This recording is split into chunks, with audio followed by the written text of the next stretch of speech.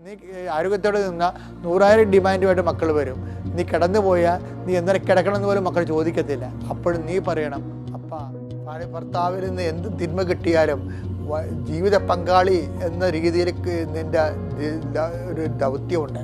അത് ദൈവത്തിൽ നേപ്പം ജോലിയാണ്, ദൈവ വഴിയാണ് നിൻ്റെ. അത് നീ പൂർത്തിയാക്കാനുള്ള കൃപയ്ക്ക് വേണ്ടി പ്രാർത്ഥിക്കണം. ചില അമ്മമാർ ചോദിക്കും, നീ എൻ്റെ വയറ്റിൽ തന്നെ പറഞ്ഞതാണോടാ എന്ന് ചോദിക്കുമ്പോൾ ആർക്കറിയാം എന്ന് അവർ പറയും. അപ്പനെന്തുമാത്രം വേർത്തോ എല്ലിടിഞ്ഞോ എന്നൊന്നും മക്കൾക്ക് അറിയത്തില്ല.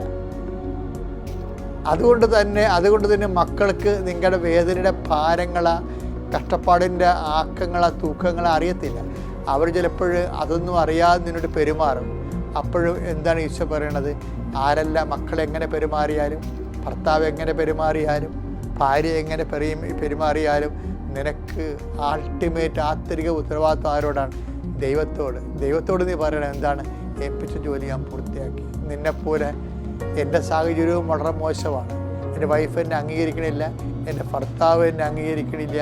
അവരെ കണ്ടാൽ എപ്പോഴും കിറുകിറുപ്പും വഴക്കുമൊക്കെയാണ്. ഞാനെങ്ങനെയാണ് ജീവിക്കണമെന്ന് എനിക്ക് തോന്നുന്നു.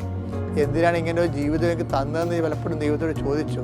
കർത്താവിന് ആ ചോദ്യം ഈശോയ്ക്ക് ചോദിക്കാമായിരുന്നു. കുരിശെടുക്കാനും മുൾക്കിടം ചൂടാനും തിരുവിള കിഴുത്തം മേടിക്കാനും ആൾക്കാരുടെ ആട്ടും തുപ്പം മേടിക്കാൻ വേണ്ടി എന്തിനാണ് ജീവിതം എനിക്ക് തന്നതെന്ന് ആദ്യം ചോദിക്കേണ്ടിയിരുന്ന കർത്താവാണ്. പിന്നെ ചോദിക്കേണ്ടിയിരുന്ന പരിശുദ്ധ അമ്മയാണ്. ഈ ആൾക്കാരെല്ലാം ഹൃദയത്തിൽ സഹനദാസനെ പോലെ ഹൃദയത്തെ സംഗ്രഹിച്ചുകൊണ്ട് പറഞ്ഞ വാക്കെന്താണ്? അങ്ങയെ മഹത്വപ്പെടുത്തി. എൻ്റെ ഈ ഭൂമി എന്തിനുള്ളതാണെന്ന് ഈശോ പറഞ്ഞു. അതെന്താണ്? ഏത് സാഹചര്യത്തിലും ദൈവത്തെ മഹത്വപ്പെടുത്താനുള്ളതാണെങ്കിൽ നമ്മുടെ മുമ്പിലുള്ള ഓപ്ഷൻ എന്താണ്? ദൈവം തന്ന ജോലി ഏത് സാഹചര്യത്തിലും പൂർത്തിയാക്കും. നീ ഒരു വിദ്യാർത്ഥിയാണ്, നിൻ്റെ മുമ്പിലുള്ള ഓപ്ഷൻ എന്താണ്? തിരഞ്ഞെടുപ്പ് എന്താണ്? ഏൽപ്പിച്ച ജോലി പൂർത്തിയാക്കുക. നീ ഒരു ഭാര്യയാണ്, നിനക്ക് സ്നേഹം കിട്ടണില്ല, നിനക്ക് മക്കൾ പോലും നിന്നെ അംഗീകരിക്കണില്ല, നീ പനിയായിട്ട് നീ ആരോഗ്യത്തോടെ നിന്നാൽ 100,000 ഡിമാൻഡുമായിട്ട് മക്കൾ വരും. നീ കിടന്നു പോയാൽ നീ എന്തിനാ കിടക്കണമെന്ന് പോലും മക്കൾ ചോദിക്കത്തില്ല. അപ്പോഴും നീ പറയണം, അപ്പാ എന്നെ ഏൽപ്പിച്ചു. മക്കളെന്നെ കിടന്നപ്പോഴാണ് മക്കൾ ആരാണെന്ന് എനിക്ക് മനസ്സിലായത്. മക്കൾ ആര് തന്നെ ആയാലും ശരി. ചില അമ്മമാർ ചോദിക്കും, നീ എൻ്റെ വയറ്റിൽ തന്നെ പറഞ്ഞതാണോടാ എന്ന് ചോദിക്കുമ്പോൾ ആർക്കറിയാം എന്ന് അവർ പറയും. നിങ്ങൾ പറഞ്ഞു, ഞാനാണ് നിങ്ങളുടെ അമ്മയെന്ന്. ഇങ്ങനെയൊക്കെ തോന്നിവാസം പറയുന്ന മക്കളെ ഞാൻ കണ്ടിട്ടുണ്ട്. പക്ഷേ എങ്കിലും ഒരു വിശ്വാസിയെ തോൽപ്പിക്കാൻ ആർക്കും പറ്റത്തില്ല. ഒരു മുൾക്കിടത്തിനോ തിരുവിലാ മുറിവിനോ അതുപോലെ തന്നെ ഒരു കുരിശിനോ യേശുവിനെ തോൽപ്പിക്കാൻ പറ്റിയില്ലെങ്കിൽ യേശു വിശ്വസിക്കുന്ന നിന്നെയും തോൽപ്പിക്കാൻ പറ്റത്തില്ല. എന്താ കാര്യം?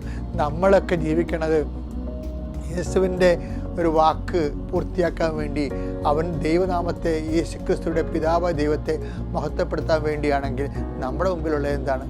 നമ്മുടെ പ്രാർത്ഥന അത് തന്നെയാണ്. പിതാവേ, ഭൂമിയിൽ ഞാൻ അങ്ങയെ മഹത്വപ്പെടുത്തി. അങ്ങനെ ഇപ്പം ജോലി ഞാൻ പൂർത്തിയാക്കി. അപ്പോൾ വൈഫിൽ നിന്ന് എന്ത് കിട്ടിയാലും നിൻ്റെ ജോലി പൂർത്തിയാക്കാൻ ഭർത്താവെന്ന ജോലി നീ പൂർത്തിയാക്കണം ദൈവനാമത്തിൽ. ഭർത്താവിൽ നിന്ന് എന്ത് തിന്മ കിട്ടിയാലും ജീവിത പങ്കാളി എന്ന രീതിയിലേക്ക് നിൻ്റെ ഒരു ദൗത്യമുണ്ട്. അത് ദൈവത്തിൽ നേപ്പം ജോലിയാണ്, ദൈവ വഴിയാണ് നിൻ്റെ. അത് നീ പൂർത്തിയാക്കാനുള്ള കൃപയ്ക്ക് വേണ്ടി പ്രാർത്ഥിക്കണം. മക്കളിൽ നിന്ന് എന്ത് കിട്ടിയാലും ശരി, അത് തിന്മയായാലും നന്മയായാലും ശരി, നിന്നെ സംബന്ധിച്ചിടത്തോളം അതെല്ലാം നിൻ്റെ അങ്ങനെ ആയിട്ട് പോലും ജീവിതം പരിസരം മുഴുവനും യേശുവിന് പ്രതികൂല്യമായിട്ട് പോലും ഏപ്പൻ ജോലി പൂർത്തിയാക്കി ക്രിസ്തു വിശ്വസിക്കുന്നവർക്ക് ജീവിതം ഓരോ കഷ്ടപ്പാടും പോലും ദൈവനാമത്തെ മഹത്വപ്പെടുത്താൻ വേണ്ടിയുള്ള ഒരു ആവേശത്തിൻ്റെ അഭിഷേകമാണ്. ദൈവം നിന്നെ അനുഗ്രഹിക്കട്ടെ. Praise the Lord.